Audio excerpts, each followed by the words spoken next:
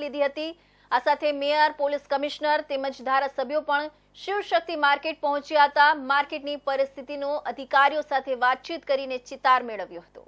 Surat Shivshakti textile માર્કેટમાં આગ મામલે ગૃહ રાજ્યમંત્રી હર્ષ સંઘવીએ પોલીસને તપાસના આદેશ આપતા જણાવ્યું હતું કે કેટલી દુકાનોનો ઇન્સ્યોરન્સ હતા અને કેટલી દુકાનોના ઇન્સ્યોરન્સ નહોતા તે મામલે તપાસ કરો।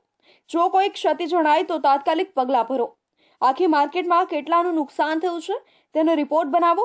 ફાયરની ટીમ માટે આ એક મોટી ચેલેન્જ હતી, જેમાં 48 કલાક સુધી ફાયરની ટીમે કામ કર્યું છે અને આ કામગીરી લાંબી ચાલશે, પરંતુ હવે આપણે શું કરી શકીએ તેના માટે આપણે 2-3 દિવસમાં ચર્ચા કરીશું। આગ કેવી રીતે લાગી, વેપારીઓને કેટલું નુકસાન થયું છે એ તપાસ થશે, કારણ કે વેપારીઓની ચિંતા આપણે જાણીએ છીએ। શિવશક્તિ માર્કેટમાં જે અતિ ભયાનક આગ લાગી, આગ ઓલવવા માટે સુરત મહાનગરપાલિકાની ફાયર ફાઈટરની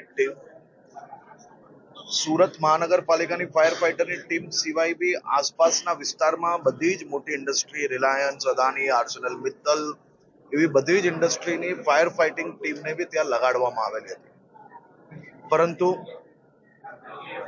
આ આગ એટલી ભયાનક હતી કે 48 કલાક સુધી ફાયર બ્રિગેડના જવાનો રાત દિવસ એક કરીને આગ ઓલવવા માટે મહેનત કરી, પરંતુ સફળતા મળતા ખૂબ સમય લાગ્યો અને એ સમયમાં ખૂબ મોટી દુકાનોની અંદર, ખૂબ મોટી સંખ્યામાં દુકાનોની અંદર નુકસાન થયું છે। આ બધા જ વેપારીઓ ખૂબ નાના વેપારીઓ છે।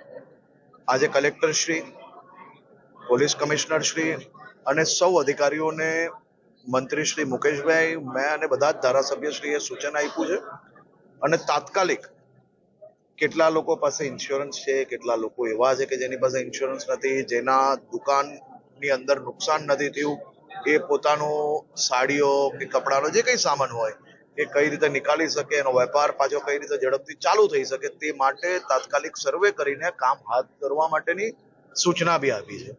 ઉલ્લેખનીય છે કે ગૃહ રાજ્યમંત્રી હર્ષ સંઘવી આગમાં ભસ્મીભૂત થયેલી શિવશક્તિ ટેક્સટાઇલ માર્કેટની મુલાકાત લીધી હતી। મેયર, પોલીસ કમિશનર તેમજ ધારાસભ્યો સાથે માર્કેટ પહોંચ્યા હતા। માર્કેટની પરિસ્થિતિનો અધિકારીઓ સાથે વાતચીત કરીને ચિતાર મેળવ્યો હતો। સળગી ગયેલી માર્કેટની પરિસ્થિતિ જોયા પછી ગૃહમંત્રીએ વેપારીઓ સાથે વાતચીત કરીને તાગ મેળવ્યો હતો। વેપારીઓએ હર્ષ સંઘવી પાસે એક જ માંગણી કરી હતી કે અમને બસ અંદર જવા દેવામાં આવે અને માલ સામાન બહાર કાઢવા દેવામાં આવે।